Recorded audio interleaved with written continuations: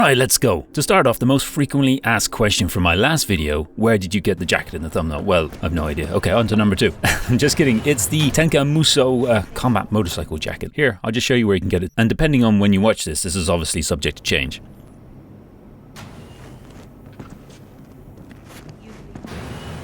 I think I looted it off a Tiger Claw, so mine is kind of the uncommon version, but you can get the blue version just here.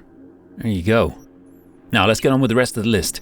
This is a direct sequel to my 200 things video, by the way. It has plenty of spoilers for the game and for edge runners, so be wary of that. But yeah, let's get on with it. I've been wondering who this person in this poster is, and it dawned on me, holy shit, is Mr. Stud actually David from Edge Runners? If so, when the hell did he have the time to do this photo shoot? Shamefully, I missed a couple of Blade Runner Easter eggs. The first one can be overlooked, and that's this here. When you're up looking at Roy Batty, when you turn around, there is actually a neon sign on the wall saying "like tears" from his monologue at the end of the movie, where he says "like tears in rain." And look, it's also raining here. Oh, that's brilliant. I've seen things you people wouldn't believe. So there you go. I just wanted to highlight that one. That was pretty cool. On the way up to see this one, there is another one. Mercy is for the weak. That's a quote from, well, most notably anyway, Karate Kid. It's the kind of the mantra of Cobra Kai, and it's there on the wall. Have you noticed it's always nighttime in this Blade Runner Easter egg? Look, when you go in the lift, if you look just here, it's actually 1 p.m. So then we're going to go up in the lift, and it takes a while to go up. And there we go. It's nighttime. Now that's why the lift takes so long, because they actually change the time when you get up there to give this more of an atmospheric vibe. This is possibly the most effort they put into any Easter egg. It's brilliant. And look at the ship going overhead. Here's another one I missed. Syd Mead, designer and neo-futurist concept artist, and he did work on projects such as Blade Runner, Aliens, Tron, Star Trek the Motion Picture. He has a little tribute just there in the columbarium. Oh, and another Blade Runner one I shockingly missed in the last video was the fact that the Batty's hotel font is the Blade Runner font, or as near as damn it anyway. See? Clearly, I think Airplane must have been on someone's mind in CD Projekt Red, because either they did this accidentally or intentionally. They essentially named Vik after the scene in which they do some name-based wordplay. It could be coincidence, but check it out. 09er, you are cleared for takeoff. Roger. Huh? LA departure frequency 123.9er. Roger. Huh? Request vector. Over. What? Flight 209er, clear for vector 324. We have clearance, Clarence. Roger, Roger. What's our vector, Victor? That's fantastic. What's your vector, Victor? So, like I said, there is, of course, a chance that this is a happy accident, but regardless, it's awesome. It makes me think of that scene where Mitch fails at drinking during the quest I'll Fly Away. I copped it, but I didn't think it would be an intentional...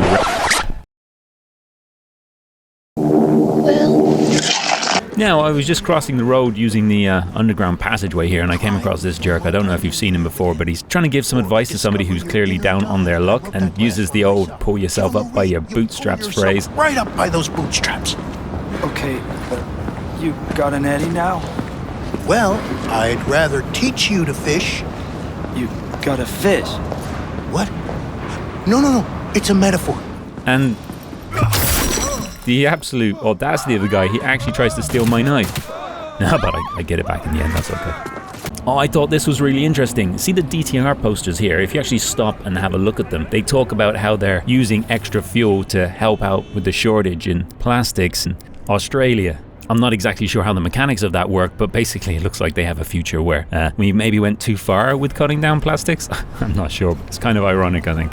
Next up, we have a cheeky little mature, well, you could say immature reference to the most quoted 2-digit number in history, in my opinion anyway. And no, not 42, sorry Douglas Adams, but 69. Thank you to Bert, one of our eagle-eyed Discord mods for this one. He spotted it whilst on his current playthrough, and yeah, wow, this one completely got by me. During Gimme Danger, when he was scanning a camera to make it friendly, he found this. It's labeled as camera 69. He comes up next to it only after you start cycling through your quick hacks. Yeah. If you guys are really us, what number are we thinking of? 69, dudes! Okay, I wanted to add possibly one of my favorite weapons in the entire game here. No, not John. Fallistive, but Jackie's tuned arch, or well, any fast bike for that matter. Because if you jump off of a bike at full speed, it's going to keep going and take a while to slow down. And if you are heading towards a crowd of enemies, you're guaranteeing yourself insta-kills with that satisfying kill click that you get. Basically, anyone who touches, they're going to get taken out. And to boot, it's just, you know, a great way to enter a fight, using whatever you have got to hand as a weapon, and entering a fight shooting a motorbike-shaped meteor from between your legs has a kind of John Wick level of badassness about it. Speaking of Arch, I was like 500 hours into the game before I even found out that this was actually a real motorcycle company that Keanu co-founded and owns. Bonkers. Anyway, another thing about the headlight design, turn them on their side, they become an emoji. So, any Star Trek fans here, it's okay, you're in a safe place. Not only am I a fan of Star Trek, there are clearly fans in CD Projekt Red. This is the other thing I noticed. Some guards can be heard saying, "Resistance is futile." Resistance is futile. Now, it's not like this is a trademark phrase, but if you're a Trekkie, maybe say 7 of 9 isn't the first thing your mind conjures up anytime you hear that phrase, or maybe Locutus of Borg, or just one of those amazing Borg cubes, then, you know, I don't know what it conjures up. But anyway, it's got to be a little nod there. Come on. Resistance is futile. That is a very famous phrase. Your life, as it has been, is over. Another one I missed, and it was staring me right in the face when I was doing the Sword in the Stone Easter egg, was Kilroy was here. That is one of the first memes, possibly, you could say. It goes back to wartime. You've probably drawn that at some point. I know I certainly did back in the 80s, so yeah. Also, I just realized that you can destroy all of the rubbish bags. So, guess who was going to be going around Night City blasting all the trash heaps looking for hidden secrets? I tell you what, Night City will never have looked so clean. My next build, Waste Management Technician, I think. Moron Labe, or Moron Labe. So, Molon Labe is a Romanized ancient Greek phrase meaning come and take them. Or, you know, basically come at me, bro. Classic expression of defiance. You can get it just here. There's an NCPD hustle here, and the gang leader drops the crafting spec for it. In the United States, the original Greek phrase and its English translation are often heard as a defense of the right to keep and bear arms and opposition to gun control legislation. Now, a character in the game has scratched out the L and replaced it with an R to make it Moron, but you know, it's just an interesting detail you might not have spotted. Somewhat ironically political too, for a game that kind of, you know, features weapon ownership and collection so heavily. Now, I wasn't aware of this until recently, but you can hack the Ferris wheel. I tried doing it low to see if it would eventually fall off, but no, it doesn't.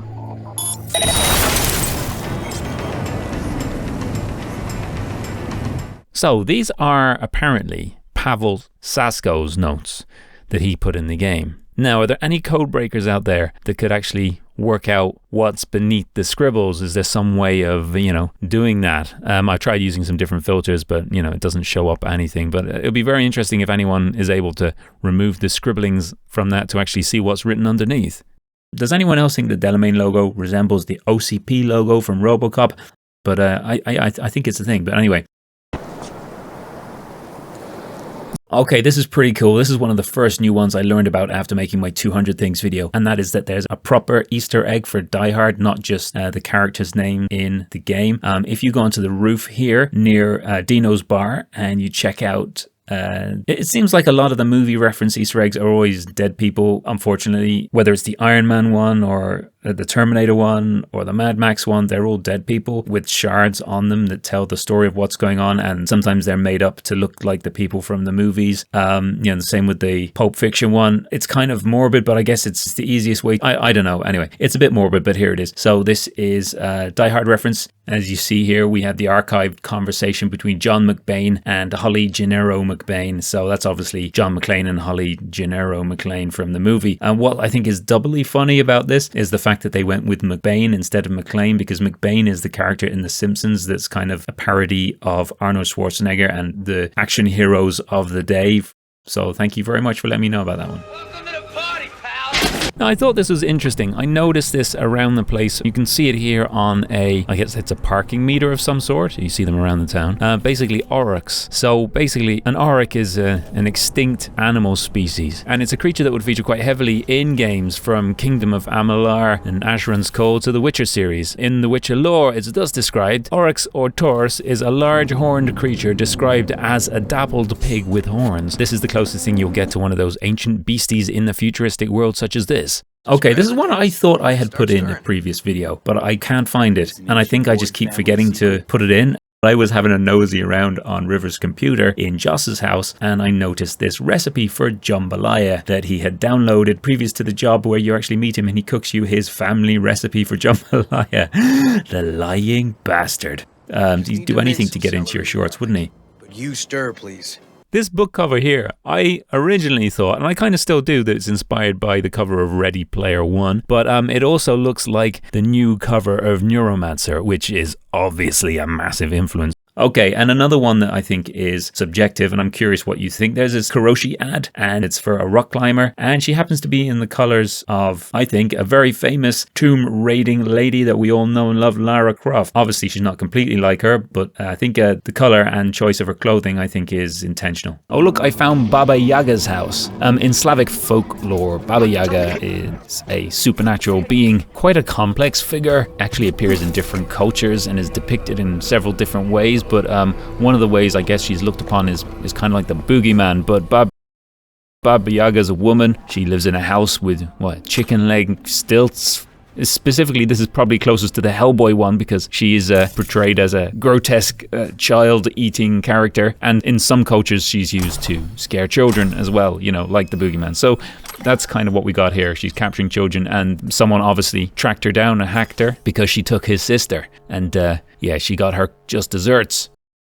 So advertising plays a big part in Night City as it does in any other sci-fi setting, and I've already gone over a few of them, but I just wanted to focus on a few more that I've yet to cover real quick. I was wrong about this one here when I wondered, was it Paul Denton from the original Deus Ex games? This Dara poster actually happens to be a streamer called Power, I believe, an Italian streamer. Oh, I love this one. I always thought I'd included this one, but maybe not. But anyway, Dawn of the Dead and Black Hawk Down combined into this awesome movie poster. I think this will be an amazing movie. This Sandblast 2 thing, this is actually a popular streamer called Nigorex, I think is how you pronounce her name.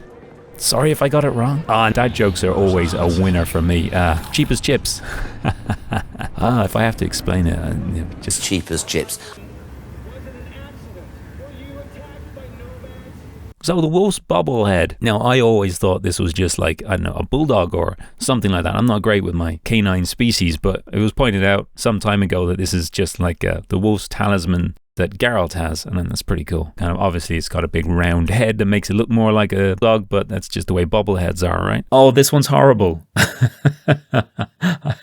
I'm sorry in advance. I'm gonna blur it. I've mentioned Jesse Cox's role in this as the flaming crotch guy, and if you refuse his request, it's like he gives up the ghost. I mean, if you accept the quest, it can take you 5 minutes to drive there, and he's fine. If you refuse the quest, he instantly kind of just goes shit and just stops trying to fight it, I guess. What happens is pretty horrendous. I'll let you check it out yourself.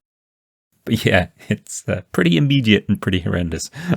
Now, just as a recap on the umbrellas here, because people questioned it in my last video. They were like, oh, I don't have umbrellas in my game. Must be a mod. But no, look, here it is again. And also, I don't think I captured neon ones in the last footage, so worth including. But check it out. Is this not the epitome of Blade Runner? I mean, it's fantastic. This is another cool one that was brought to my attention. Thank you very much. Jackie's pistolas, his weapons, they have this patterning on them. There's probably a term for it, I'm not sure, but it's very similar. If we compare them side to side, I'd say obviously the shape of the guns is slightly different, but if you look at the carriage on the top, they both have the same patterning on.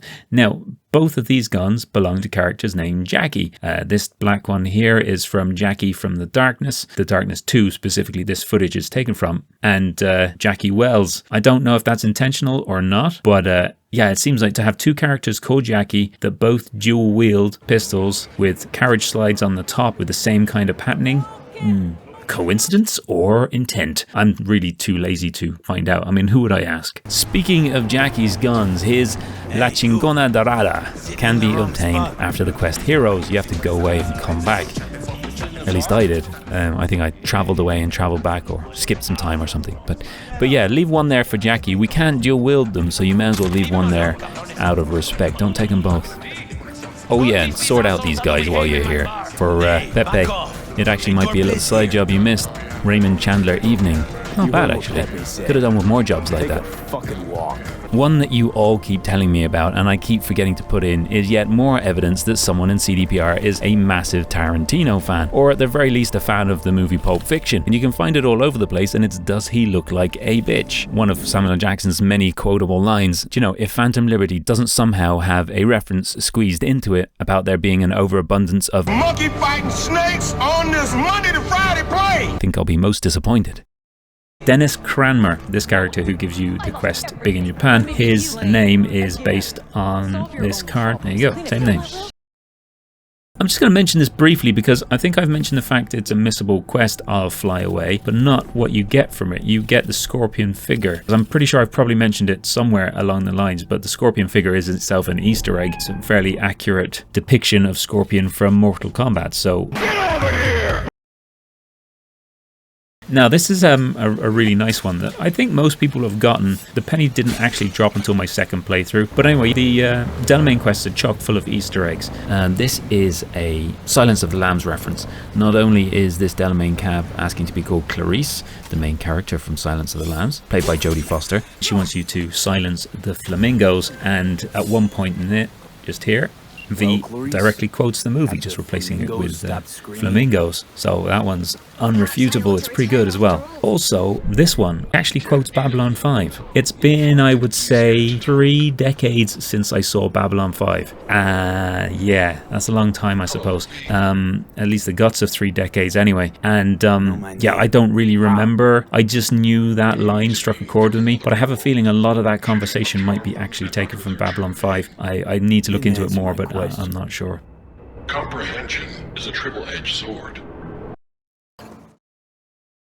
There's an Always Sunny in Philadelphia reference here. This will make sense to all of you Always Sunny in Philadelphia fans. It's pretty cool it's in there.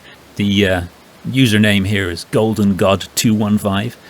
I do believe one of the main characters in this refers to himself as the Golden God at one point, and Hugh Money, I think, or is it Hugh Honey or something? So that's where the Hugh Money comes from. So yeah, there you go. Now in Haywood, there's a motorcycle, quite a nice looking motorcycle, and another dead body, of course. What else would it be? And in his backpack you find a note congratulating him, and his name is Pablo Jumper. This refers to, I believe, a Polish meme, Pawel Jumper. Yeah, it's not a meme I'm familiar with, but it is an Easter egg, and there's probably a lot of you out there that do know it, so in respect to you, there you go, Powell Jumper. This is a nice little one I saw in one of Sandev's Dated videos recently. When you're paying the bartender in Atlantis during one of the flashbacks, if you have a close look at the paper money that was used back before everything went completely digital, on the note itself it has "Get Rich or Die Trying," something that 50 Cent coined as the title of this movie here. Okay, let's just take a quick look at the perks. It's got some really interesting ones. Crazy Science here, that's Doc Brown from Back to the Future with his jumper cables. Edrin Artisan, that one has an origami unicorn, that's obviously Blade Runner. There's going to be a lot of different ones in here that I won't know, but these are the ones that just jumped out at me. This robot hand flipping the bird on fire could very possibly be a Terminator reference, as that's the last thing you see disappearing into molten metal. The way the mantis blades have been crossed in this image here, it looks just like Wolverine's claws. This one, you know, it's gonna be either the Thing or the Hulk, but I think it looks a little bit more like the Thing. This kind of metal man here could be the T-1000. And of course you've got a superhero landing here. You've got the Galaxy Brain meme. You've got this one, which is undoubtedly a reference to Shodan in the System Shock games. Then you've got this guy here, which is Ghost Rider, no doubt. I just think I noticed Shredder and Kang in there too, but I don't know.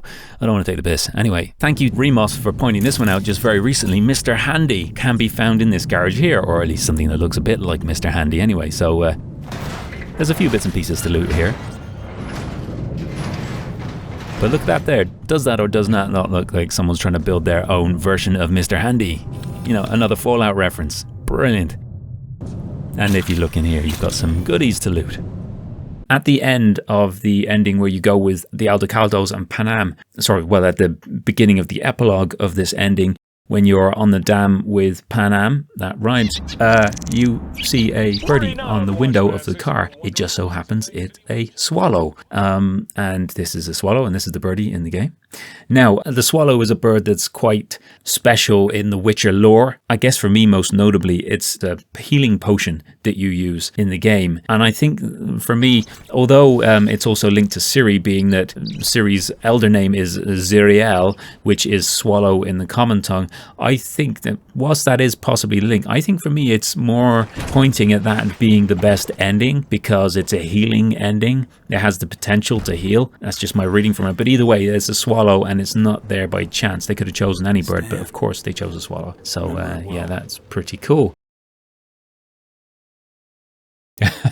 There is a Dumb and Dumber Easter egg in here. This isn't confirmed, but it can't be not a Dumb and Dumber Easter egg, and I'm going to show you right away. So basically, if you go here, you'll find these two characters lying worse for wears, as most Easter eggs are. Look at that. That could be their van, and yeah, something's gone horribly wrong. It looks like that's a suitcase next to them, but I think it's actually a welding machine on fire, but I don't know. But anyway, the only thing that's their clothes kind of have that kind of vibe, but look, check this out. The names of the characters are, drumroll, Lloyd Carey and Harry Bubble. Now, in Dumb and Dumber, it's Lloyd Christmas and Harry Dunn, and Jim Carrey is the character who plays Lloyd Christmas. It can't be a coincidence. So, Dumb and Dumber Easter egg. Yeah, maybe it is, maybe it isn't. I'm going to have to ask someone at some point, but right now I'd bet the farm on that being what it is. One of the more interesting bits of, I guess, neon graffiti, where people have actually used signs to create something, is Eat the Rich. It's a political slogan which is basically anti-capitalism and is used during times of class conflict. It kind of suits a situation where you have an ultra-rich and an ultra-poor living in the same location, which we have here in Night City. So, Rogue had a son, but I didn't realize there was a reference in this. So if you are doing the Rogue ending, and when you wake up in her apartment in Afterlife, you actually can see a picture on the wall with the word mommy on it and some weapons. It's obviously Rogue, and it's drawn by her son. And now her son is called Trace Santiago, and this is information I got from San Devastated. And Trace Santiago turns out to be the child that she had with the nomad Santiago, but you team up within the 2020 flashback. So they got together and they had a child. So yeah, I think that's pretty cool. Okay, so we have a little hidden gem here just by the massive Ozymandian statue with the two purple orbs. If you climb up here, you'll find this poor fellow, and he has some gear on him, and a conversation between Patty's son and Norris Stones. This might be an Easter egg or a link to something, I don't know, but it's just a thing. Well, it looks like Will Gunner, the newest leader in the 6th Street gang, is really cleaning house here. Not a person to be trifled with. You can see here on this Harvest Like a Reaper hidden gem loot area, you'll see that just for asking for the previous percentage that she was getting with the previous leader of the 6th Street gang, yeah, she got herself and all of her posse killed. So, yeah. I wonder, will we see Will Gunner in Phantom Liberty, and is he going to be as brutal as he appears? There is kind of like an Arasaka field trip that's happening in the city center area. It's happening just around the corner from Delamain HQ, and it's basically some Saka suits having a bit of a day trip and taking a look at how the other half live. Children here, they do tend to steal. Whoa, Cat's never gonna believe I was actually here. Yeah, it's like a tour, I guess. It can turn out pretty bad if you pull a weapon. Contact! I'm engaging!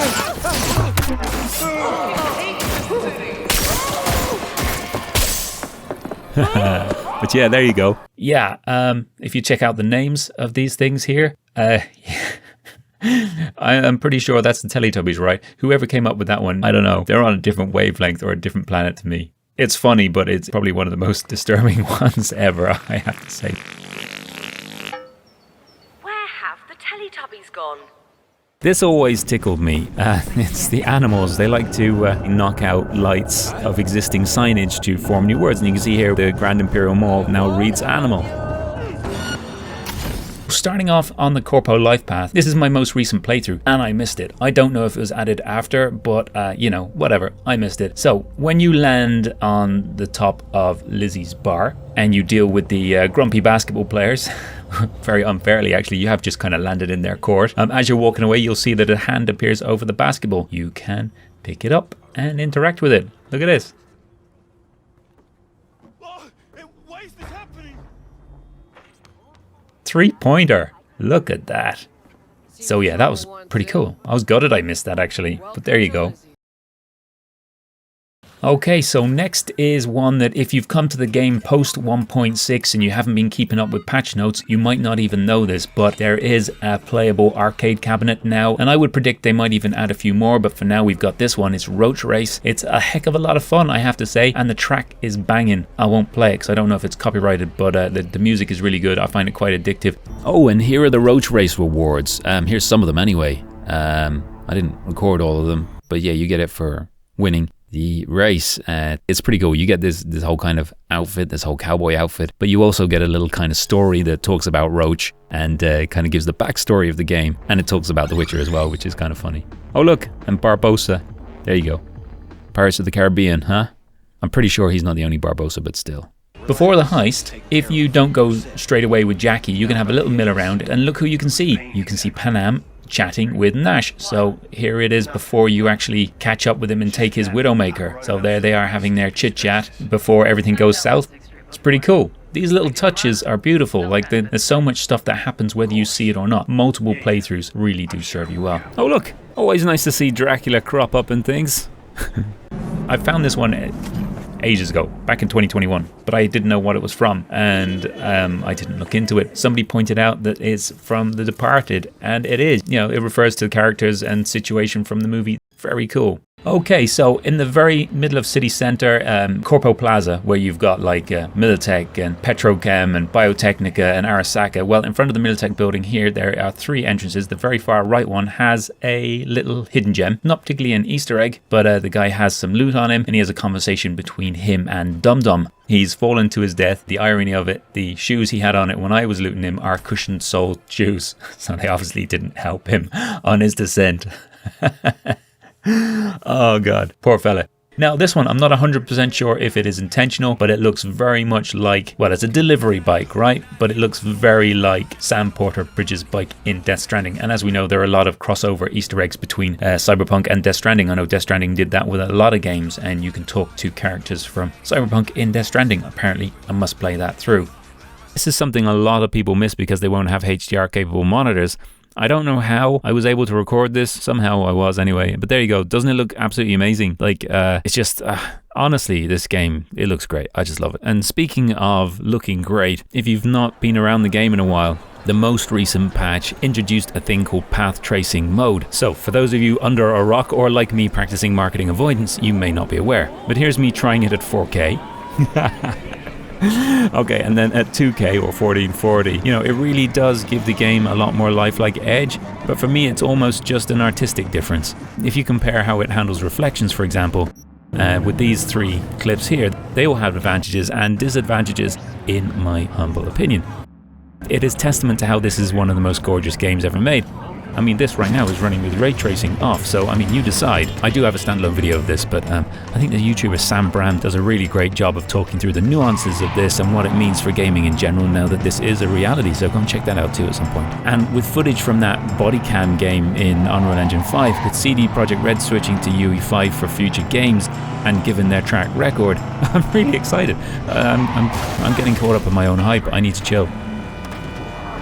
Now, if you go to the Burger Diner, the place where Ezekiel saw the wheel happens, and you just go across to the prison over the road, I don't know if this is a 1.6 or 1.5 edition or something before that, but either way, it is here now. You'll see a cop car, and a guy gets out of the cop car and runs away. The cop's chasing him down. The cop is attackable, the guy is not. But if you watch, they don't run too far, and if you watch it play out, the cop catches up with the guy. He seems to be getting his butt kicked, and then the guy turns on you, and there you go. You're doing your service in Night City. The funny thing is, he doesn't even arrest the guy. He just walks off and gets back in his patrol car and drives away. It has to refer to something. The guy's like calling for his mummy and everything. I'm really not sure. But anyway, he goes off. I followed that patrol car. He just drives around forever. And then he ends up in a loop where he just drives around in a loop. So he doesn't go anywhere. There's nothing more to that I could find. Still in the same area, I noticed that the gangers that you deal with in Ezekiel Saw the Wheel, Scratch me. You'll die before you can pull that trigger. they're actually hanging out over in the car park for the prison, and if you go near them, they will attack you. So they obviously were lying in wait for you because you don't have to do anything hostile to make them attack you, but there you go. You can deal with them, and yeah, a nice little touch. They've been waiting there a long time because I did that quest ages ago. Patient. They're the most patient gangers in Night City. Okay, fingers, don't hit him if you want some cool shit. Suit yourself. That's, you know, most of us don't like the way he talks to Judy and we give him a receipt, right? But if you don't do that and be the bigger person or whatever, you stay your hand, he has some very good ankles that let you float around the place. And he also has arguably one of the best Sandavistans that once modded make the game an absolute cakewalk. Oh, talking of Sandavistan, if you're actually unfamiliar with Sandavistan, which I highly doubt you are at this stage, you need to check this out. End of story. I'll talk more about it in this video. A literal game changer. One of the things having those floaty ankles used to do was let you get to this well done Easter egg on top of this Arasaka building here, but the cranes were moved and now it's practically an impossible jump. At least it is for me, but using the Let There Be Flight mod, I was able to get up there. Yorinobu. Business can't be stupid. Kind of the villain of the piece to some extent. He commits patricide. I was going to make a whole video on this, but it seems like if you look at his conversation with Ronald Cheever, you know, it looks like he wants to bring Arasaka down because it's no longer a zero-sum game, meaning that, you know, it's not just money moving around, but somebody is at the top and he wants to level the playing field from an economic point of view, which is probably why he's selling or giving them the tech to take away Arasaka's edge and try and make things even. But that doesn't make masses of sense to me. But being that he was someone who basically ran away from his family and joined gangs that were directly opposed to corporations like Arasaka, only to find out he couldn't make a dent, and the fact that even when Johnny Silverhand dropped a nuke on Arasaka Tower, it didn't really make a dent. He figured that Become bomb. And to me, that speaks volumes. He wanted to become the bomb. Does that mean he was going to use the relic on himself? Or did he... I don't know. It's interesting. Anyway, when you actually stop and look at Yorinobu, whilst you are collateral damage for him, you kind of get in the way of his plans. He's looking to make things better. He doesn't like the political ruling class grip. But yeah, he's actually not an evil person. And as you can see in the end, if you do the Arasaka ending, he probably not willingly becomes the vessel for his father's engram. Yeah, so we get in the way of his plans to actually bring Arasaka down a peg and level the playing field and maybe make corporations a little less evil. But there you go. We go and screw things up, don't we? But yeah, the whole thing with Arasaka is very interesting when you look at it. You know, Saburo is the ruthless, tyrannical despot, and Yorinobu is the rebellious son who actually wants their company to do better. Yeah, and we get in the way. Okay, so remember in my previous video I showed you what happens if you betray Militech and you don't work with Meredith Stout, and how she gets the concrete boots and yeah, you don't get Venus in Furs. If, like I do on most of my playthroughs, you do side with her one way or another, there's multiple ways to do it. You can actually find her counterpart, Anthony Gilchrist, in the same place where you originally meet Meredith, and he has been executed. The funny thing about it is the timeline of when his execution was. If you have a look, Had it coming, I guess. it's only been like 2 or 3 days since he was, yeah, offed. So I don't know if that's something to do with the game time or look, these things are kind of the way they are. Had some dealings with. Okay, here's a little thing I noticed. Your opinions are very welcome on this one. Again, this is Corpo Life Path. There's a lot of interesting things here. When you're traveling on the AV at the start, you get a call from your life coach, this guy here. Now, he is very similar. Apart from the fact he's got a tattooed shoulder and both of his shoulders are visible, he is very similar to one of our monks that's kneeling in front of the four-armed statue in front of your Arasaka apartment. No, they sound different, so it's not the same guy, but they use the same model. The only difference is you can't see his shoulder because it's covered there. So he has a t-shirt to cover over his shoulder, very cleverly. But to me, that looks like the same dude. It could be, I think, maybe. Anyway. By the way, if you're new here, hi, I'm Tez. I'm just an old gamer who makes videos about RPGs I like, for example, Cyberpunk 2077. 77, and I have a lot of fun doing it, and I try not to take myself or things too seriously. If you enjoy this content, there's loads more videos like this waiting for you, and you're more than welcome to stick around. This is one Matrix reference I haven't included, the lampposts. This is the post 1.6 edition. Tiny Mike, when you've done his quest, you can later find him and have a drink with him in Afterlife. That in itself is easily missed. However, what is even more interesting is when you talk to him, you find out his brother is Big Pete. The Big Pete as in Big Pete's Got Big Problems fame. One of the gigs you get from Dakota in the Badlands. So that's pretty cool. I spared Big Pete. So yeah, there you go. Kind of worked out alright. So I'm supposed to take the fall for a piece of shit jammer that don't even work? I've been meaning to add this for a while, but for some reason the bed in the Auroch camp was bugged for me and I couldn't get the footage of it. But now I can sleep in my Auroch bed. When you do, oh, and that reminds me, there's another thing, you can actually now sleep as long or as little as you want, which is cool. But when you wake up in the next morning, and the same happens in Judy's apartment if you're romancing Judy, so that's pretty cool, you wake up next to your significant other. I think it's a really nice touch, and would have been something nice to have it in the original playthrough. Now, just something I've never mentioned about Skippy, but people have posted it so many times, I've got to add it for them, okay, is basically that Skippy could actually be based on a character from the Expeditionary Force. Yeah, I don't know. But anyway, Expeditionary Force, if you know, you know. I don't, but apparently you do, so there you go.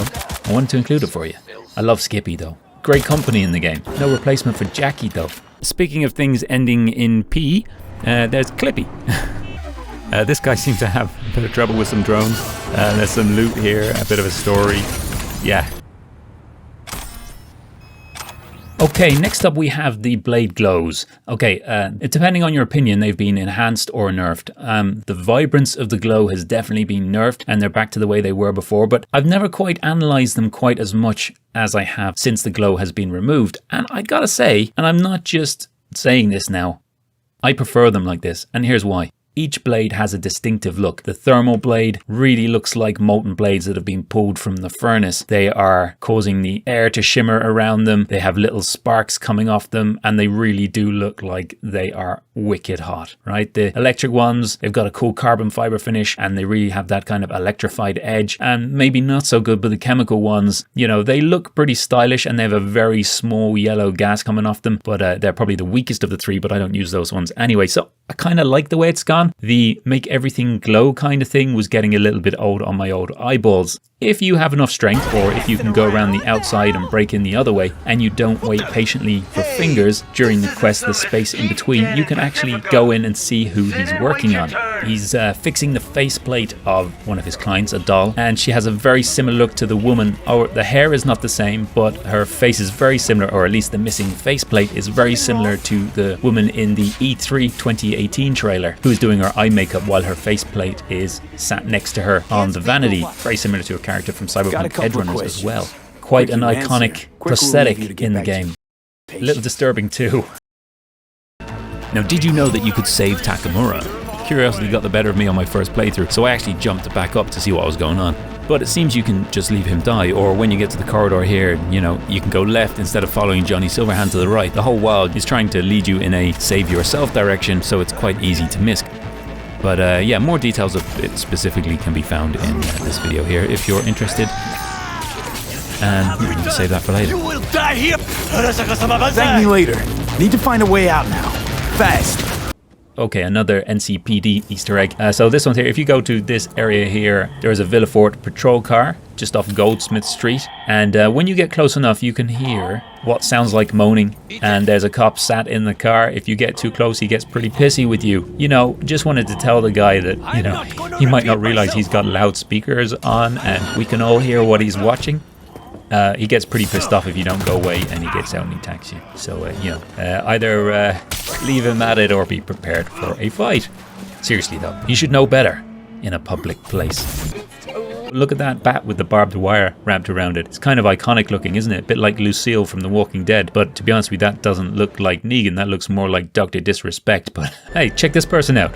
It's the Joker Intentional or just a coincidence of randomly generated clothing? The Bard probably has a few references in the game, and I bet there are more than a few things in our day-to-day language that we don't know are actually from the literary genius that is Shakespeare, but I think one that crops up quite a lot and is frequently quoted in different literature, most recently notable because it was included in Westworld quite prominently, is from Romeo and Juliet. These violent delights have violent ends.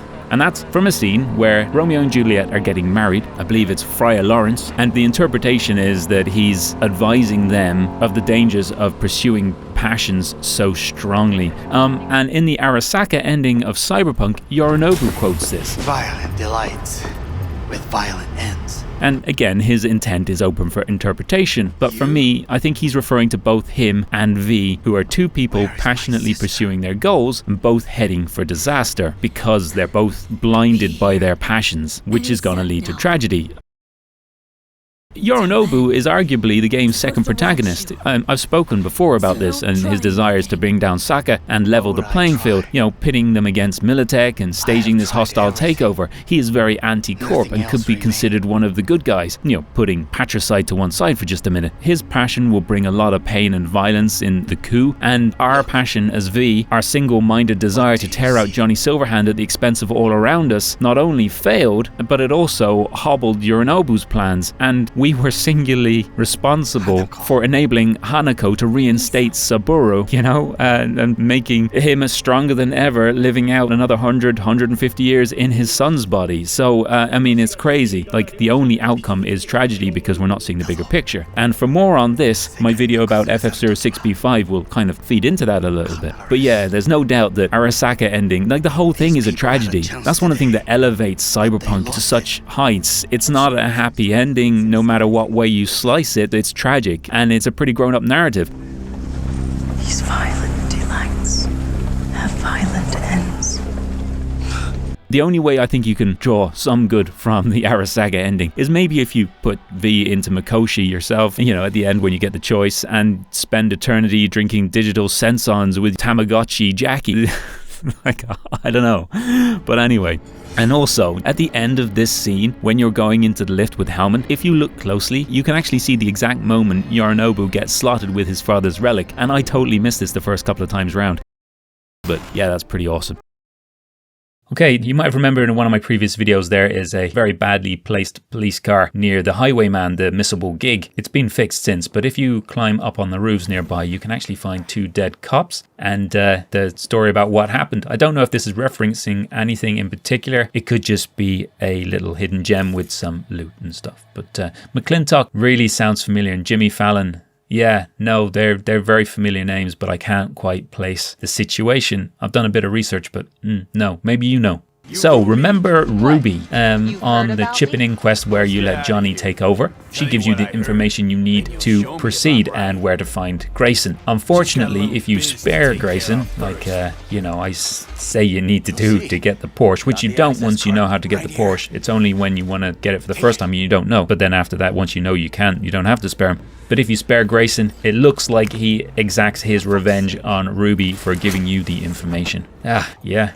The cost of a shiny car. Sorry about that. Moving on. Okay, this is just a little thing. I've been looking for a Bill and Ted Easter egg in this because I felt sure there should be one. There isn't. This is the closest I got so far. This car, Stallion. I don't know if this is a reference to the Stallion in GTA or not, but, Wild Stallions, no. That's a stretch. That's a massive stretch, isn't it? But I love that car. I really wish they'd add it in DLC because that would be super cool. Anyway. Wild Stallion! Okay, remember this guy? Bryce Mosley? Well, there's a question as to whether or not he was Bryce Mosley or an imposter. Because if you head out of Pacifica and you head towards the tunnel to Wellsprings and just climb up around the side of it, you'll find these guys. Obviously this meat went sour and there's a dead voodoo boy there and there's 2 dead Netwatch agents. You see, look, this one here has the badge. And if you scan this dude, his name is Bryce Mosley. Now, as far as I know, Kuroshis don't lie, and that means this guy actually is Bryce Mosley, which means the other fella it's probably not him. Either that or there's more than one Netwatch agent called Bryce Mosley. They all have the same external name. I don't know. But either way, it's an interesting little find. Johnny Silverhand's weapon already has an epic reload animation, but it also has a pretty epic alternate fire, or melee, so it's Q on PC. Anyway, and this is how it works. Look at that. And yeah, it's pretty cool. Now, while I was in the area there, I came across this. So you jump over this here and you climb up here, and there is a little setup for a band. Now, the band in-game is called Captain Greach and the Shrimp Shack Shooters. I thought that was kind of interesting, so I googled it, and there is actually a band called Captain Geach and the Shrimp Shack Shooters. Not Greach is in the game, Geach. That's the only difference. One letter. And the blurb for Captain Geach is, the show is an energetic, non-stop musical ride that brings the audience to their feet and never quits. Geach will wear a crowd out. After a little bit of research, I found that Captain Geach and the Shrimp Shack Shooters is actually a reference to a fictional band in the movie That Thing You Do, co-starring, written and directed by Tom Hanks. Yeah, so I don't know, a really obscure reference. You know, they're a fictional one-hit wonder band. I can't dig any more into it than that, but that's what I found out. So there you go. That's pretty interesting. In the Cyberpunk world, it looks like they weren't too popular. Yeah, there's a bit of a mess, and there's definitely plenty of bits and pieces of people left behind. Again, more Johnny Silverhand trivia here. Care of a Reddit user named Fluffy Boulder. Johnny's kind of full of shit, and Alt sees it clearly, obviously. Even his arm was made by Arasaka, and we can see that here. I don't know if it's wear and tear or defiance or just him trying to hide the fact that he's using tech created by the corp he loads. I mean, maybe he had no choice and he hates living with it and doesn't want to cut it off, as he needs it to take the fight to them, and maybe there's some irony in that for him as well. But I don't know. No, there's a whiff of hypocrisy to him, of course, and but still there might be more to it. Got quite the imagination then. Okay, in the last few updates, for a while they've been constantly adding new weapons.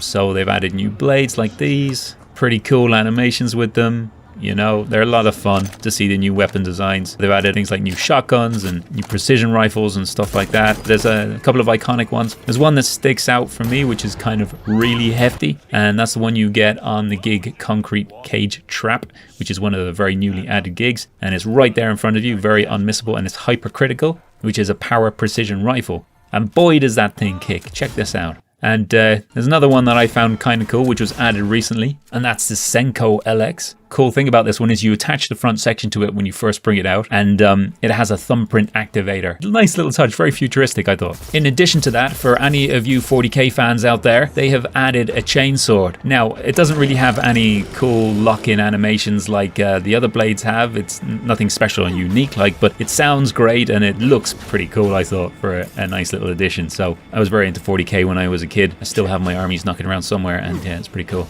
Here's another hidden gem. Conversation between Oscar Walsh and Nina Walsh. I have a feeling that this is referring to something as well. I can't find anything on this one, but it's there. It's got some loot if you want to find it. You're V, yes? Whoa, fuck. So this is another one that I've been remiss for not including. So Ozob, the character here, well, he was originally created in the 1990s by the co-founder of the Brazilian geek site Jovem Nerd, I'm not sure. And he featured on 3 Cyberpunk RPG special episodes of Nerdcast, which is the website's podcast. And the guy who created him was the actual voice actor for Ozob in the Brazilian Portuguese version of Cyberpunk 2077. And he apparently ad-libbed most of his lines. When I was referencing Brendan being Brian Descartes from Detroit Become Human, I wasn't aware that the woman he's talking to in the game, Theo, is actually the actor Amelia Rose Blair, who is also in Detroit Become Human. I did not know that. But also what's really interesting as well, and it adds kind of another weight or dimension to their character in the game, is that they are married in real life. So yeah, I thought that was kind of cool. But plenty of people have told me about that since, so thank you very much. I mentioned the Wick flick, where he ejects the magazine. But here's another iconic move recaptured in the game, and it's a press check that he does on his handgun in John Wick 2.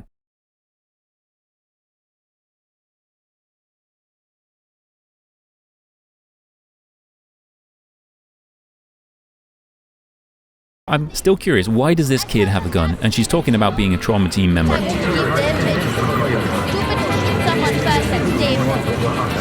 You are going to have to really... I wonder, is this a future Easter egg for the sequel perhaps? So note her name down and watch out for her character in the next full-length game. Probably not Phantom Liberty. And speaking of guns, despite what IGN's Easter egg guide states, has anyone actually confirmed this? Because I think it's probably just a coincidence. Yeah, I don't think Overwatch is named after the game Overwatch. It's more likely to just be the position a sniper takes. Overwatch is a force protection tactic. At least that's my understanding of it as a non-military person. And I'm pretty sure Widowmaker, which is an awesome precision rifle, is just a riff on the actual term used ad nauseum for something that can kill a man. I mean, why am I bringing this up? Well, any excuse, I suppose, to include Amélie Lacroix. One shot, one kill. The sniper rifle 05 is a nod to the cops because of, 5-0, but it's not going to be a reference to Hawaii 5-0. Is it? I don't know. Right. So, do you want to get Rebecca from Edgerunner's gun in Cyberpunk 2077? You can. All you got to do is go to Corpo Plaza here and have a dig around in the bushes, and you'll find it right here. It's a really solid, powerful shotgun. It's got such a kick, but as an added bonus, the kickback from it is so powerful, you can actually use it to stop yourself taking full damage, just like this. Meow. Another one which I was surprised they added, and this is the one that you really don't want to watch if you don't like spoilers, but along with like the Johnny Silverhand and the Jackie Wells, they added the David Martinez. Now, anyone who's played the game knows that you only get a drink named after you in the afterlife when you've gone out in some spectacular fashion. So it basically spoils the ending of Edgerunners. Another cool Edgerunners one. Right, you have to finish everything in the game before you get this one pop up. There's no point me showing you where it is because you will get the quest icon for it. But basically it's a BD wreath you can find lying in the street and you put it on. It gives you a little snippet of Edgerunners. So it was actually pretty cool them having it in the game. But you get to see a little bit of the show, and then after that you get a text message from Captain Rez, and you have a conversation about this whole thing. It leads you to a nice item. It leads you to this jacket. Basically, you'll have a series of conversations. I'll let you play it when you get to it. There's no real mystery to it. You just have to wait, and eventually you'll end up getting this awesome-looking jacket. It's David's jacket, or David's mum's jacket, that David then wears. So, pretty cool. Love it. No, this is David's apartment. Well, at least it's David's apartment block in Edgerunners. Just over the fence. If we walk around the back of this area, there is a basketball court and somebody that came to a sticky end, I have to say. What a way to go. Oh my god. Now that's a slam dunk. Now you can actually get up there and loot him. And there is a shard. It's not entirely clear how he got up there, apart from the fact that the animals did it to him. So this Woody Feldman, who thinks he's obviously a bit of a gangster himself, tries to protect Alex Stevens by offing the alpha, but I'm guessing it didn't quite work out as he planned. I noticed this shooting here around the same area as well. The cops literally just shoot this guy. And unlike other cops, when you look at them and you get close, they don't start threatening you and telling you to back off, so they are fair game. They just look at the guy and start smoking. If you look as well, they're Watson PD, so they're definitely out of their jurisdiction up to no good. Look at that. But yeah, it's still a crime to take them out, but there you go. They're dirty cops, so yeah. And you can steal their car. Maybe there's more to that, I don't know, but that's all I found out so far. Interestingly enough, this Ripper Dock here, who I've been to many times, is the same interior they used for David's Ripper in Edgerunners. They use the exact same interior scene. So I noticed that about that. They use a lot of in-game areas from this simple crosswalk to, interiors.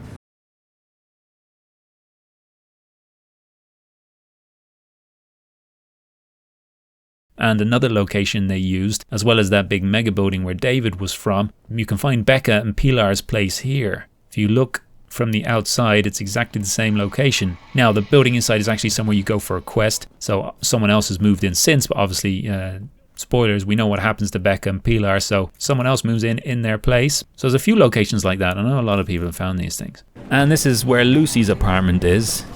I think there are mods even now that can let you get inside and have modeled the apartment on Edgerunners, but this is it where it is. You can find it by comparing the views between this and the show. So it's up there, and that's the building she sits on top of.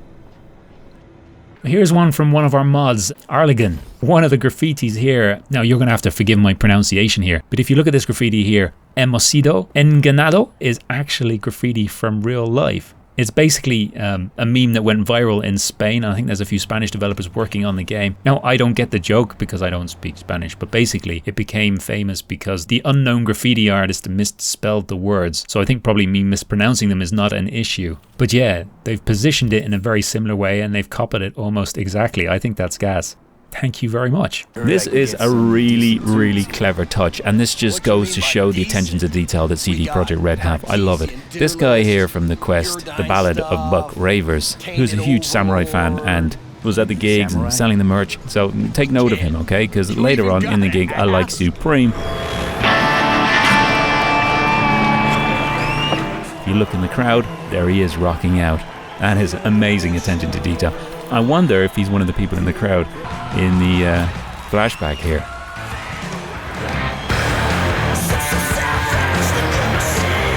Now, I was told about this crashed Kang Tao transport, probably when I dropped my first video. It wasn't until I was trying out the Let There Be Flight mod that I found it, and you can find it just here. Pretty cool. And you can find some loot and a shard, so you can see what happened. That's pretty cool. But yeah, 700 hours in the game, and I just thought they were messing with me because I was looking from the wrong side. But when you come around to the outside, it's actually really easy to find, so there you go.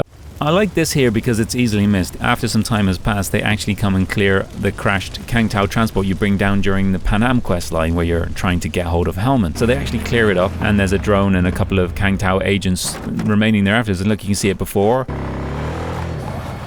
during, and after. So it's kind of interesting to see the area at the 3 different stages. They usually don't clear things up, as we know from poor Subaru Arasaka. But there you go, in this case they do. So this is a bit of thematic grit. You might have heard a beeping noise and the cars exploding. It happens all around the place, and they also have people jumping from rooftops as well, which is, you know, it's fits, but it's shocking to see. These things are not bugs, they're not glitches, they are intentional. I call it thematic grit, I suppose. The dude abides. Check this out. If you go to Jig Jig Street and you check out the console here, there's a little Big Lebowski reference. Now, I can't find the comment of who actually put me onto this one. If it was you, let me know in the comments below so I can thank you. The dude abides.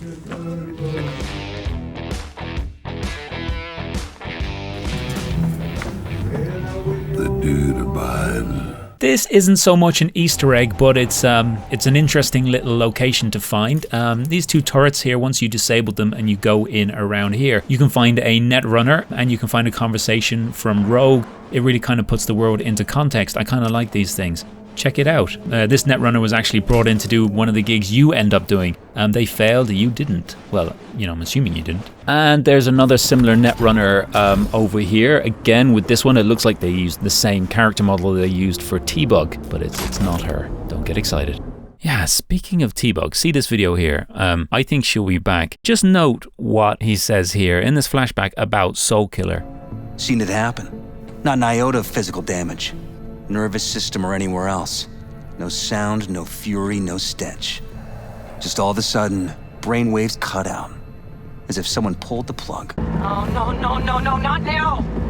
I've been made! Bug! There is a possibility that T-Bug didn't have Soul Killer used on her, but maybe they wouldn't. Maybe they did just fry her. I don't know, but I reckon we're going to see her in Phantom Liberty. I'm almost certain of that. T-Bug's death. What did you hear? The truth. She got burned, like anyone who tries to hit Arasaka. They found the body in her pad. Nervous system fried.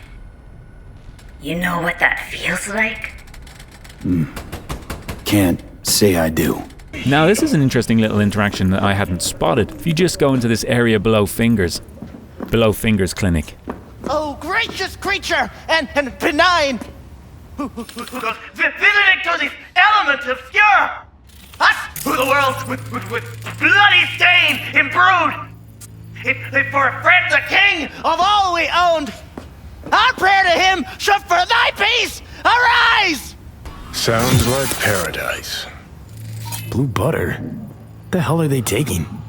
Blue, huh? Probably a Cyberpunk derivative. Preem rot. Veins were popping with it during the 3rd corporate. 24 hours, you feel no pain and barely remember a thing afterwards. Who can blame them then? Now you can pick up this Joy Toy. It's very unusual being able to pick up a body like that, I think. Maybe you know something I don't about this, but let me know if you do. In the same vein as another person that was hired by one of the fixers you work for and failed, if you go to this area here, you can find a sniper that was hired to neutralize Councilman McLean, but again, did not succeed. Now this was a Dakota gig. Awesome. Another thing you may have missed, this is what happens if you don't pay attention to your elders.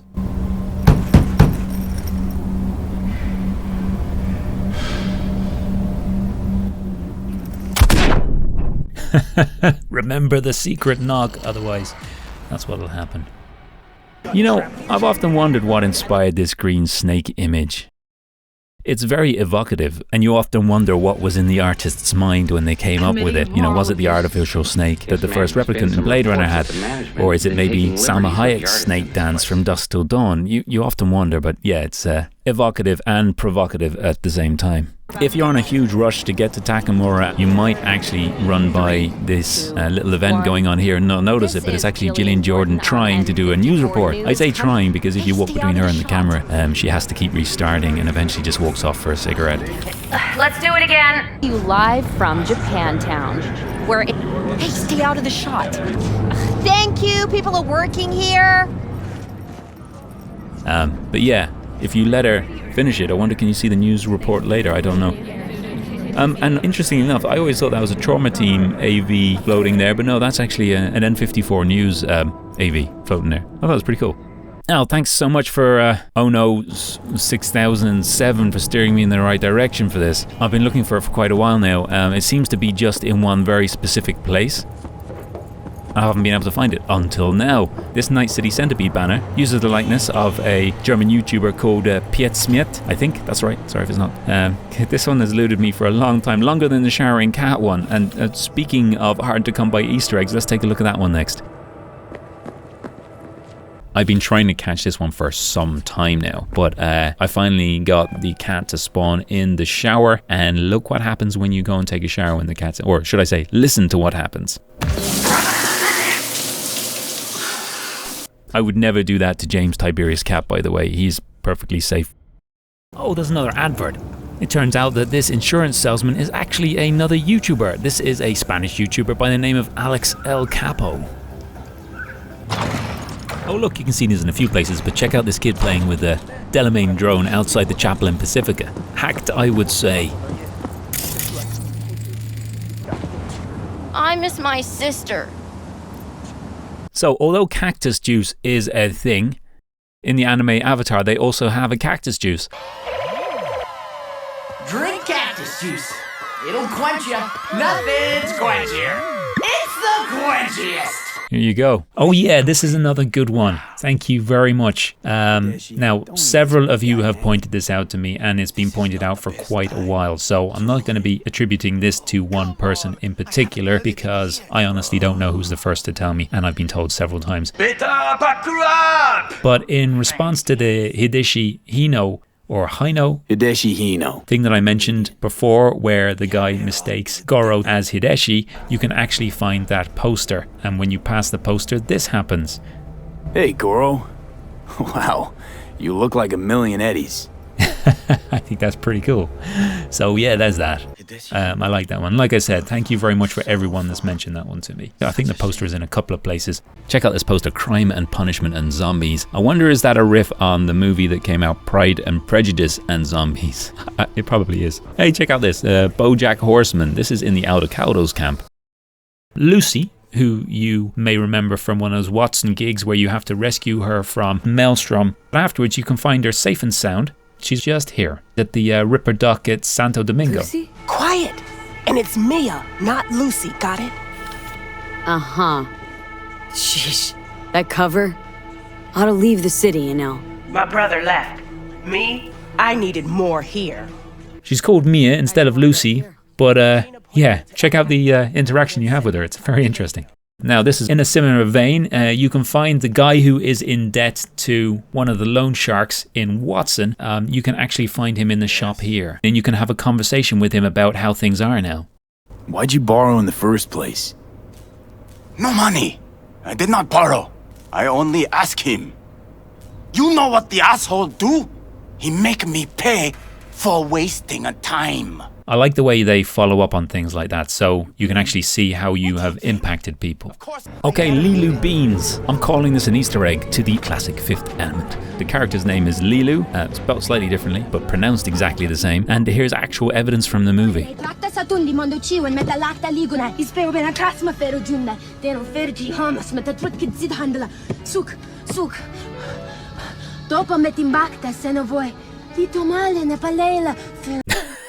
I'm sorry.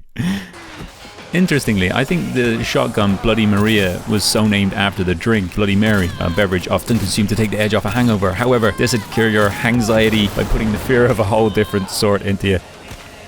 Now, I was wondering, could this be referring to Banksy? What do you think? Maybe? It's a stretch, I'll give you that one. Just as a note through the game, different laptops you come across do have different things on, so there's lots of different stuff you can look at. Just like the terminal in Jig Jig Street, there are a lot of different laptops around the place that have different websites on them. So it's good to check all the laptops and see what interesting stuff you can find. Oh, you know what? I missed this one. It's a bona fide Blade Runner 2049 reference. Dave Bautista's character, Sapper Morton. And if you check out his backstory here, I thought that was pretty cool. That was actually a really new, fresh one for me, so thank you very much. Believe it or not, this Sasha Devon poster that we see all over the place, the 3 mouths, 1 desire thing, how would that even work anyway? I can't find the footage now, but I remember one of the developers talking about how they wanted to kind of play homage to Total Recall, and this was their way of doing it, I guess, in a roundabout way. If you don't know what I'm referring to, it's probably because you haven't seen the original Total Recall. Yeah, you'd have to check it out. Just at the end of this tunnel here, there's a little body if you just stop your car or get off your bike, and it's got a bit of loot and a conversation between Kyle Brown and Poppy Walsh. Again, this might be referring to something specific, or it could just be a random find. Do you know what? I can't see this poster anymore without thinking of Tom Hardy. Fuck's sake, I don't know why either. And speaking of Tom Hardy, before he got his Max on, Mel did his thing. In the second movie, The Road Warrior, there is a character that is essentially Australia's answer to Jason on steroids. After taking style advice from Pulp Fiction's The Gimp.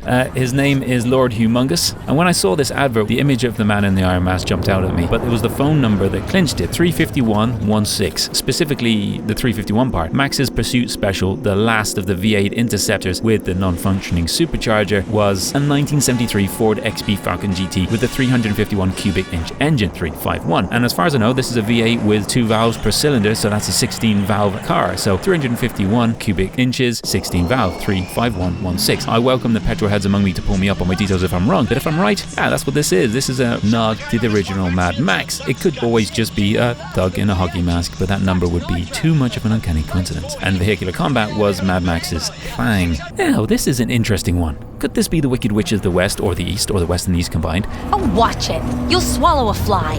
She's lost her red slippers, by the looks of it. My, oh my, look at her. So pretty. Now, if that ain't the Wicked Witch, I don't know what is. And when I caught up with her later, her lines had gone back to normal, so, I don't know. These things are interesting, that sometimes the NPCs say different things. But anyway. Oh, hi! Okay, there's this dead media up on this place here. Yeah, it's a rough place for medias, is Night City, or reporters. Just up near the dam, this has been there for quite a while, but there's this little place here. It's just a more loot and an event that happened. It looks like a bit of a shootout. Conversation as well there. Something I've noticed which I thought was kind of interesting, and this might be intentional or it might just be a coincidence, but tarot cards are a big part of the game from Misty's point of view, and you know, being able to find them around the town. Don't Fear the Reaper being the secret ending is obviously a very famous song by Blue Oyster Cult. Now the cover of is not actually the cover of Don't Fear the Reaper, but the album that is from. The magician in it, or he looks like a magician, he's holding 4 tarot cards. There might be something useful in that for people looking into FF Series 6 B5. I don't think so, but it was just something kind of cool I noticed. So Question for you. Is this all a dream? Or I guess I could say, are we living in Mikoshi from Act 2 onwards? The origami birds, a Blade Runner reference, one seen here and the other on the sign for Batty's hotel, could just be a tribute, as, you know, he did hold a dove at the end of the movie. But coupled with the swallows we encounter and the birdsong in the wellness centers, which are only accessible from Act 2 onwards, could be hinting that we are much like Deckard in Blade Runner in believing ourselves to be something we might not actually be, or Neo in the Matrix maybe. I've covered this in more detail in this video here. It's a bit tinfoil hat-ish, but it's a bit fun too.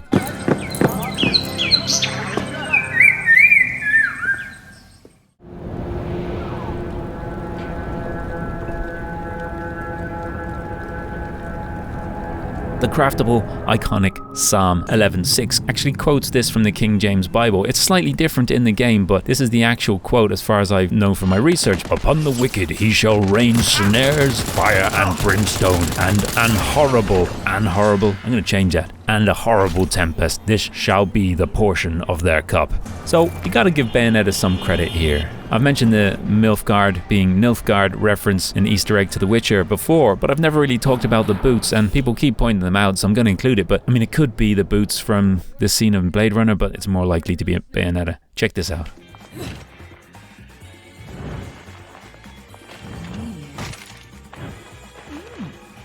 Damn. Oh, and a spready. Fuck me. Okay, so Nina Kravitz. This ripper here is Nina Kravitz. She is actually a DJ and radio producer that produces some music for the radio stations in the game. Yeah, she's one of the more pleasant ripper docs in the city too. Not looking at anyone in particular, fingers. Do you know what? I really love these advertising barges. Nothing speaks of future than big adverts flying over your head. They're burning fuel all day just to advertise to you. It's more of a kind of a blimp in Blade Runner, but yeah, no, they're really cool. They just, yeah, it's that whole corporate, you know. A new life awaits you in the off-world colony. I'd not actually realised this because I spent too much time on one or two of my main characters for game capturing, but depending on your life path, the desk in your apartment in the game will be different. So you get your backer's car if you're a nomad. If you're a corpo, you get this. It was really dark, it just looks like an ornament, but I don't know. And if you're a street kid, you get this here, I guess, it's almost like a souvenir model of a city. So it could be Atlantis, but it could also be Night City. But yeah, either way, you get different things on your desks. And the presence of the ashtray will be dependent on your decisions during the game when pressed by Johnny. Depending on certain quests you do and certain people you interact with, you get different stuff appear, like the scorpion figure, or the dream catcher, or the Arasaka plushie, the iguana, and for example, these posters you get from heroes. If you don't do the quest heroes, you won't get these posters. Here's Sandra Dorset on a milk carton. It's, again, incredible attention to detail in the game. I can only imagine how insane the sequel will be. If we look at the progression from Witcher 1 to 2 and then 3, the next few games from CD Projekt Red are going to blow our minds if they keep this attention to world building and detail up. An oldie but a goodie, another animal sign here. I mentioned this in one of the very early videos I did about being able to ride the roller coaster with Johnny. If you look at the sign here for the ride, so you can clearly see what they think of the roller coaster, or maybe this is what the roller coaster makes you do, but yeah, it's the French for shit, merde. This isn't so much an Easter egg as a hack, kind of. If you've missed things mentioned previously like Satori or the iguana, then you can actually go back into Konpeki Plaza and snag them. I have a full guide here, and if my method isn't working for you, there are loads of excellent contributions in the comments, and as a quick recap checklist, these are the lootable items that can be grabbed during the heist mission, or later. So Yorinobu's iconic gun, Kongo, is very possibly named after the Japanese battleship Kongo, and Yorinobu's outfit, if you fancy dressing in the same snappy way as the game's side protagonist, this can be found in his ensuite, in his case just here, and his pants and shirt are up the stairs just here.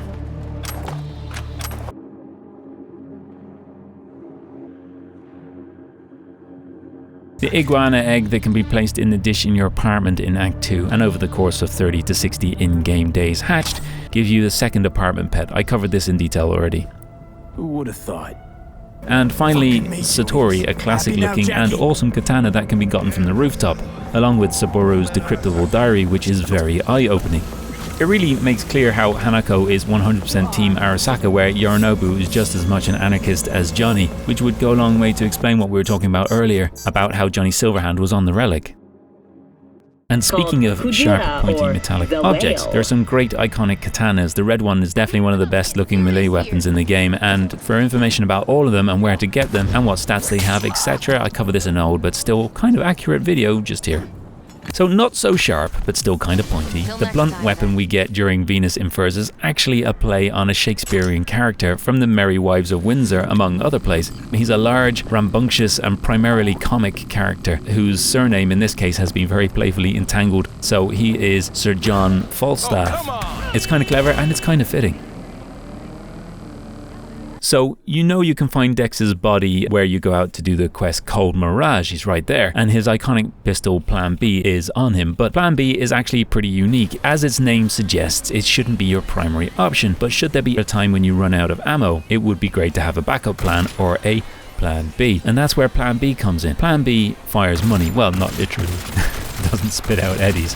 But it uses eddies somehow as ammunition, so instead of depleting your ammo count, it depletes your wallet. It's like it uses eddies to buy instant ammo from Amazon that teleports into the magazine and fires. I mean, we do have next day delivery right now, so who knows. A lot of people have mentioned Dying Night being a reference to Dying Light, the video game, but The Dying Night is actually a science fiction short story by Isaac Asimov, the American science fiction writer. According to Wikipedia, it first appeared in the July 1956 issue of the magazine Fantasy and Science Fiction, and it was reprinted then several times in other publications. There you go. Now, it's not guaranteed this is what it's based on, but it would be more likely in my opinion. So, Mike Pondsmith doesn't just play Maximum Mike. The Ripper Milt Newman, who heals Johnny's wounds in the flashback, is also Mike. Bullshit, you gonk son of a bitch. You buying anything? If not, leave me in peace! And yes, although I'm not making how to make money in Cyberpunk videos anymore, you can still get rich from crafting. The process remains pretty much the same. Now this is pretty cool. You can see the Path to Glory apartment from your Mega Block apartment. So looking at your apartment building here from the Path of Glory ending, it's one of these windows here. So if you look at the layout here and then you go back to your apartment at the start of the game and look out the window, there you go, you can see the AV and you can see your fancy apartment. So you don't end up too far from where you started, but obviously you have come up in the world significantly. It must have been my third playthrough when I saw this. But if you look at the window behind Subaru Arasaka here when Johnny is being interrogated, you can see the mushroom cloud from the nuke that, oh, well, I assume it's the nuke that Johnny dropped down the lift shaft, reflected in the glass behind Subaru Arasaka. Whether that's coming from a TV screen or whether you're looking through the glass at it, I can't quite tell. But yeah, it's quite a backdrop. Speaking of nukes, I think it's glossed over, but whilst not the engram in your head, the original Johnny Silverhand is a mass murderer. In this news report from Gillian Jordan, it stated that the nuke killed 12,000 people and the following fallout killed thousands more. Now this could just be Arasaka propaganda, but you know, a nuke is a nuke is a nuke, right? So yikes, we're walking around with a mass murdering terrorist in our head. He ain't just a rocker boy. Later succumbed to acute radiation sickness. Oh, I only spotted this when I was getting some other footage. When you're getting out of the car after having come back from the disastrous heist mission, you just have a look here. Now this isn't a unique sign in the game, you see it in other places, but its placement here has got to be intentional. It's foreshadowing things to come. Very clever, very subtle hints. I never spotted that before. And just as you go up, the first time you play you do as you're told, more or less. Well, at least I did. But after that, whenever you're doing another playthrough, you're like, nah, I'm not washing my face, I'm not going in. So most of you have done that, will have seen this. But if you haven't and you just go into the bathroom anyway, if you stay out there, you can actually see what Dex is up to. And he's booking himself a flight. And if you refuse to do as he tells you, they don't pull any punches. Shuttle I booked. Today. No, can't wait till dawn. One seat. I'll pay the premium. Spaceport Terminal 4. Got it. V, get yourself cleaned up. You're a mess. Who you calling? Evelyn Parker? Nuh-uh. Docs. Old tune from my time in transport and logistics. It's all you need to know. Now get that blood off your face. All right, then. So what's the plan? Suit yourself.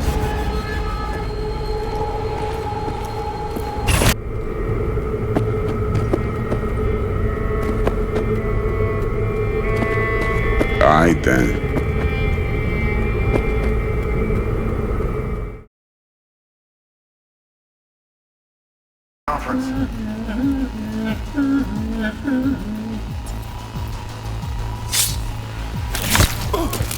tune. Don't recognize it. Tune? What he's humming. Wouldn't call that a tune. He's really into it.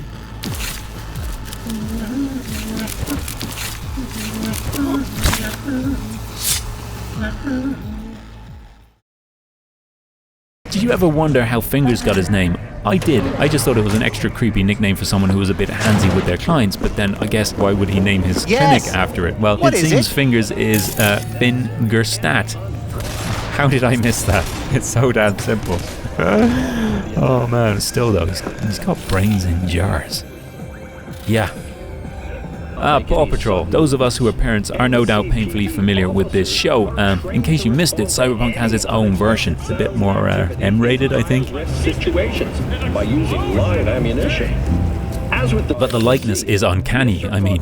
Should not speak to them. You're likely entitled to a discount or voucher. So, I've been trying to play Bushido Bingo, but so far, I've only gotten the posters for Bushido 3, 5, 6, 9 and 10. Now these are all based on artwork. Actually there's a poster I have on the wall right behind me which one of these was based on, but I've not been able to find any more, so yeah, but there you go. Early on in the game, just before you go to meet Dex in the quest to ride, instead of walking away from Jackie, turn around, pop back inside, or just don't walk away in the first place, and you'll see you can have some more conversation with him. And really, you know, any extra time we get to spend with our number one Jumbata is more than welcome. It's crazy. It's akin to them killing off Dandelion straight away in The Witcher, you know what I mean? Anyway, so yeah, any extra Jackie time is fine by me.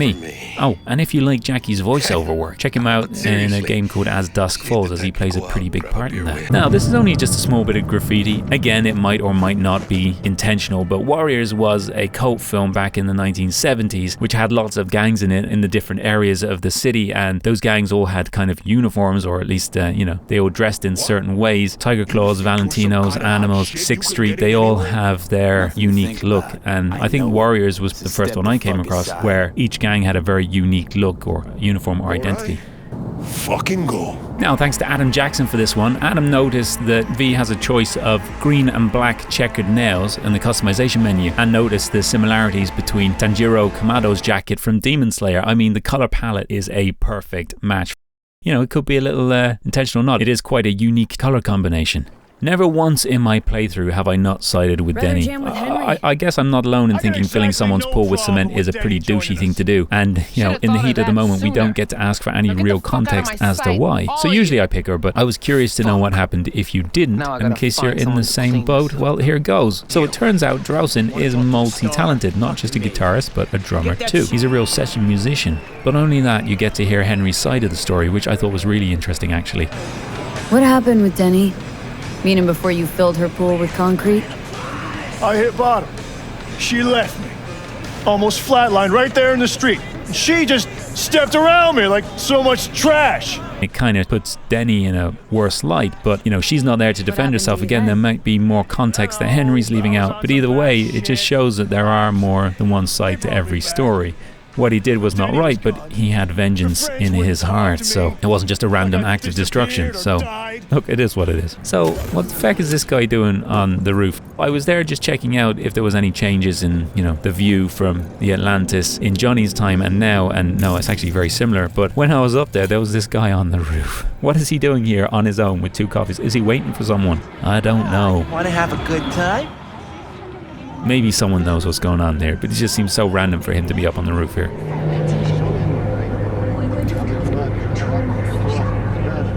Okay, so just a very quick one here. This is Evgeny Baznov, or Bad Comedian, another YouTuber. I think all the posters are YouTubers, basically. Thank you very much, Metra, for pointing that one out. Okay, this is just another hidden area, some loot. It's funny because there isn't actually anything particularly great in it loot-wise, and the shard in it, the owner is talking about how everyone's been using it as their own personal ammunition store. So basically, people beat you to it, so it's kind of a funny one. Oh, okay, and this is actually another interesting kind of hidden gem one, where the story is a little bit more involved. It seems like the turrets in this area were hacked, and you can find the evidence on the terminal.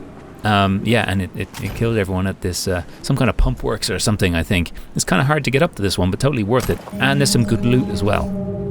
Check it out, a shard. Shards are always welcome. Oh, and it's located just in the water between Watson and the city centre.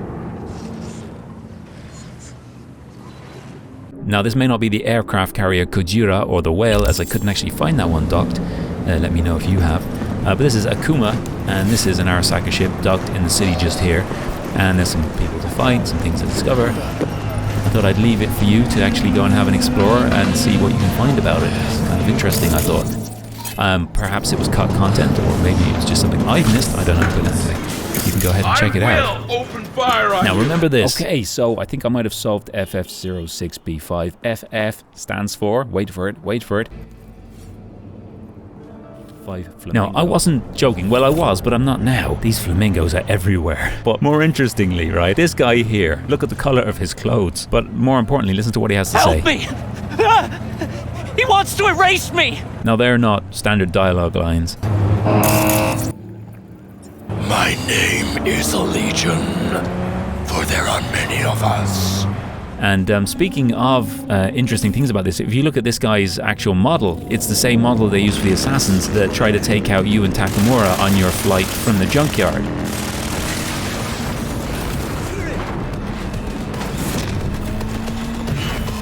I don't know, it has to mean something, right? Maybe it doesn't, but we'll look into it more maybe in the future. Maybe you have some more information on it.